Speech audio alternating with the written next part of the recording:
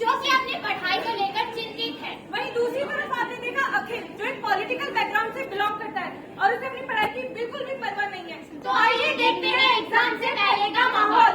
Confusion ही confusion है, solution का पता नहीं, सॉल्यूशन का पता चला तो क्वेश्चन क्या था पता नहीं, दिल क्यों तेरा बात बात में घबराए, दिल इडियट है कैसे इसको समझाए, तो होठ घुमा सीटी बजा के बोल भैया ऑल इज वेल, और चाचू ऑल इज वेल। और देखते ही देखते एग्जाम नजदीक आ गए।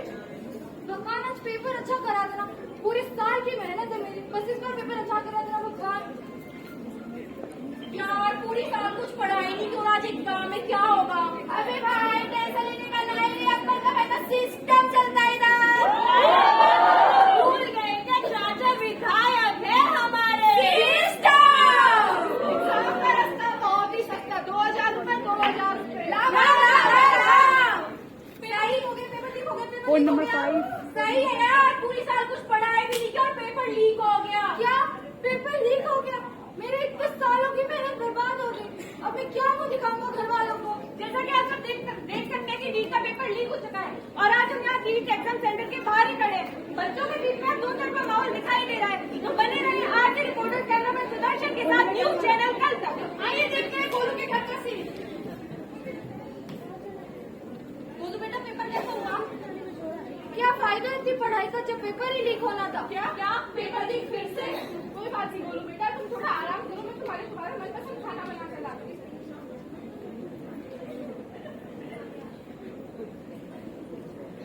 आपने जो ये गोलू की कहानी देखी, ये कोई अनोखी कहानी नहीं है।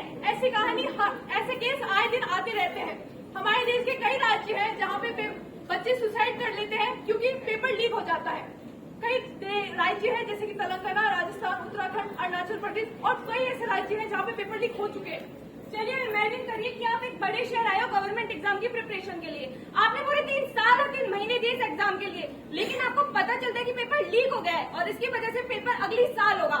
तब आप पर क्या बीतेगी?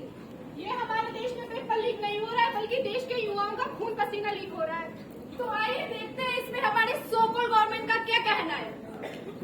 माननीय मंत्री जी, देश भर में जो पेपर लीक की समस्या चल रही है, आप इस पर क्या कहना चाहते हैं? देखिए, पहला पेपर लीक हुआ तो 4 दिन में गिरफ्तारी हो गई, दूसरा पेपर लीक हुआ तो 2 दिन में गिरफ्तारी हो गई। अब तक ऐसी कोई सरकार नहीं आई कहीं पे भी।